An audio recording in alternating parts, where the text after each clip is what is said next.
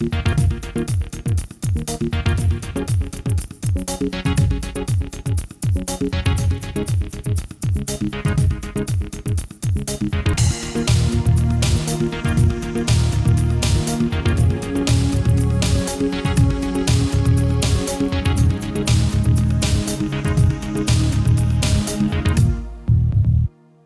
Councilman James Brown. Thanks for joining me today for another council comment. Today we're out at the Division of Water Quality with manager Jimmy Ross, who is with Sewer Line Maintenance. So we're going to talk about some of our unsung heroes in the city that wake up every day to show up to do their job and provide services for the residents of Lexington. Thanks for joining me, Jimmy. Thank you for having me. Hey, can you kind of orientate us with the division, the department, and what you guys do on a regular basis and how that process works? Yes, Division of Water Quality has several groups. The department that I'm over, Sewer Line Maintenance. What we do every day, the men and women get up and we get calls from the citizens and business owners in the city. They call us about sewer problems that we go out and investigate. If we find something that needs to be addressed, we mark it for repair. We also alert the citizens to problems that they need to fix. And at the end of the day, we go back and we do site restorations. We put the driveway, sidewalks, grass, yard back, whatever we tear up to make the repair.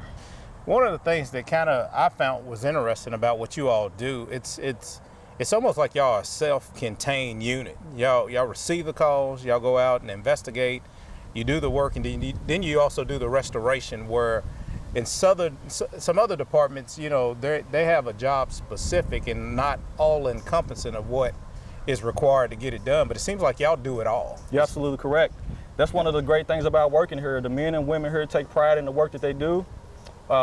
We got several crews that I mentioned, but it all starts with our call center. We're located at 951 Enterprise Drive. We have 3 ladies that take the phone calls and they call those calls out to our call crew. Now, is the process, I hate to cut you off, is the process the same for residential calls and commercial calls? Yes. I mean, does it just play out the same? Yes, we always go out and investigate because of the city's main line. We don't know if the city's main line is the problem, so we investigate each call. Okay. So please continue. My bad, I didn't mean to jump in there. But. We get the call from the citizen or business, and the admin staff calls the call out to our call crew. Our call crew goes out and to the address. They called it in, and they're looking for 2 things. They're looking for the city's main line, and they're looking to see if that individual has a clean out. If they have a clean out and the clean out is holding water, the crews would rod the clean out with our rodding machine and remove whatever debris is in the line to open it up. If the call crew feels the need that further investigation is needed, they'll call our camera crew out. Okay. Our camera crew does the same thing. They will look for a clean out of the city's main line to identify where the problem is. Now that's the little camera that goes through the pipe that it's like a little robot camera going through there. Yeah, it goes through the pipe. It's pretty cool when you actually take time to watch it work. We also have TVs in the back of the truck. Okay. So those TVs show us and the homeowner, if they want to be present, or the business owner, what exactly we see inside the pipe. Okay. So there's no mystery to what we see in the pipe. Once the TV crew has identified the problem, they'll come back out and they'll mark with the sonar head that's on top of the camera. They'll walk up to it and it starts to hum. It's pretty cool when you look at it. It starts to hum and they'll narrow it down to exactly where it is. Okay. They'll put an X there to let us know there's the problem. Okay. And then what happens then? So after they mark it, the Vector crew can come through and clean the line, make sure the line's clean, try to remove the debris. If they're unsuccessful in removing whatever's causing the problem, we have to dig it up. Ooh. We call it X marks the spot. And hey, the only thing is you're not going to dig up a treasure. No, we're not digging up well, whoever we open up the line for is a treasure. But they can flush the toilets. But once we dig up and fix the pipe, the TV crew also marks how deep it is for us. Okay. So sometimes it may be 5 feet, sometimes it may be 11 feet, sometimes it may be 12 feet. Just depends on how deep the city's main is. Oh, good grief. That sounds like hard work. Yeah, it is. And then I know you touched on this earlier. So once y'all do all that, your crew is also tasked with restoring the site back to its original. Yes. And sometimes that's replacing dirt and laying outside, and sometimes that's laying asphalt or concrete. Yes. It depends on the area of work. Driveways, if the city's main is running under the driveway, we have to take out panels, the driveway panels, or maybe replace the whole driveway. to fix the city's main line. If it's in the street, we'll do a street cut, put the road back to how it was, or sidewalks, we'll take those up as well. Okay, okay. Yeah, I tell you what, that sounds like a pretty intense process, but I know, I've heard from, and I know personally that people are excited when they see you arrive. Yes. And then when you get the line cleaned out and the site restored. So, man, that's a serious piece of equipment behind me. What's the price tag on that joker? $300,000 to $400,000. It's one of the most valuable pieces of equipment that we have.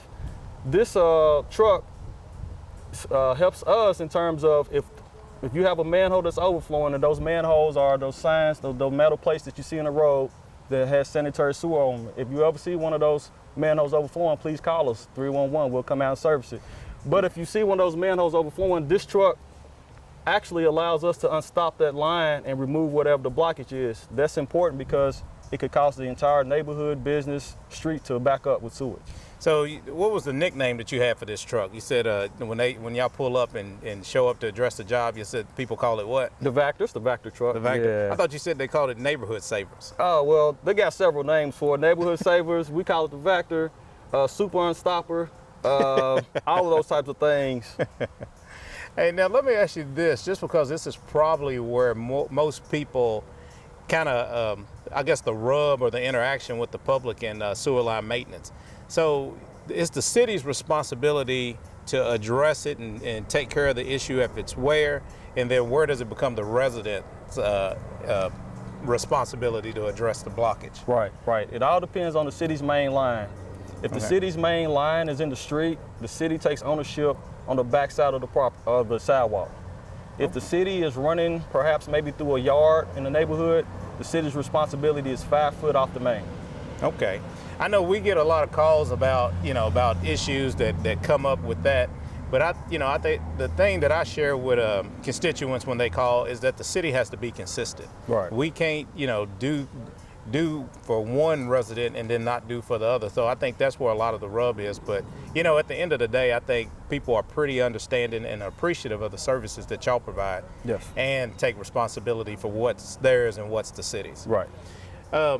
Tell me a little bit about, so the last year and a half, last 2 years have kind of been a whirlwind of things with the pandemic and what's been going on. What changed for your department when the pandemic hit? There were some people that stayed at home, for social distancing reasons. How were y'all impacted when that happened? Yeah, my group, I get kind of emotional when I'm talking about the men and women here because they came to work every day.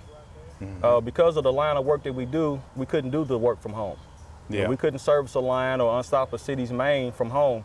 So the dedicated men and women of sewer line maintenance came to work. One of the biggest changes that we had is that our interactions with citizens, because we deal directly with them, sometimes it puts us and them, in a bad position. But one of the biggest things that came from this that helped us out is we didn't have to go inside of your house now to unstop your line if you had to clean out in your basement or garage.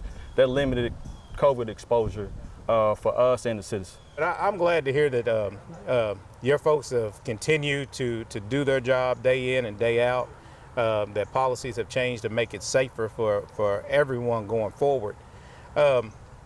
There's been a lot of conversation about heroes pay. Yes. And I know some folks don't like to use that term because I think that a lot of people first think about our public safety partners, which, have shown up to work and done their job as well. But there are several divisions in the city that are classified as essential workers and that I think are interested in seeing what we're going to do to make sure that they get compensated or address the issues in regards to being exposed and being at work and being exposed to the virus and the pandemic of currently. Right. I was going to say last year, but we're still not out of it. Right. So I know that's on the horizon.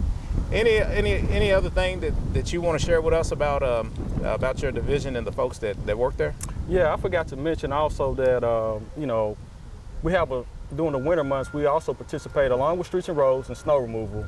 If you use Richmond Road, Main Street, and Leestown Road to divide the city, we do everything on the north side.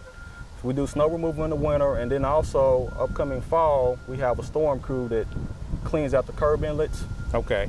A lot of times, especially in the next couple of months where the leaves start to fall, rain, those curb inlets stop up, we'll come out, vacuum those out.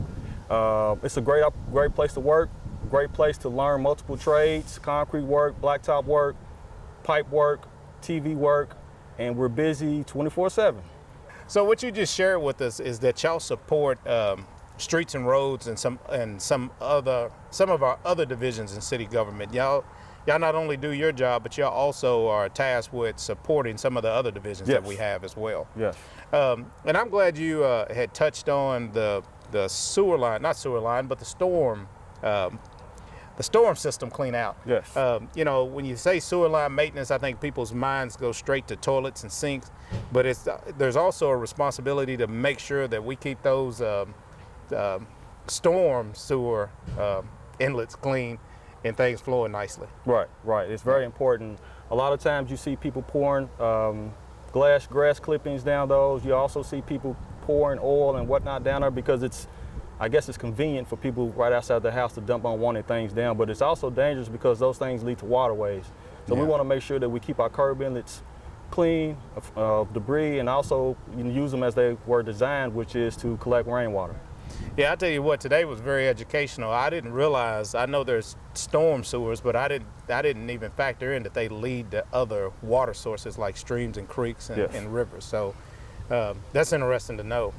You know, on behalf of myself, and I'll say my mama too, because my mama's she had a big tree in her yard and it was giving her the blues for years until we got that addressed.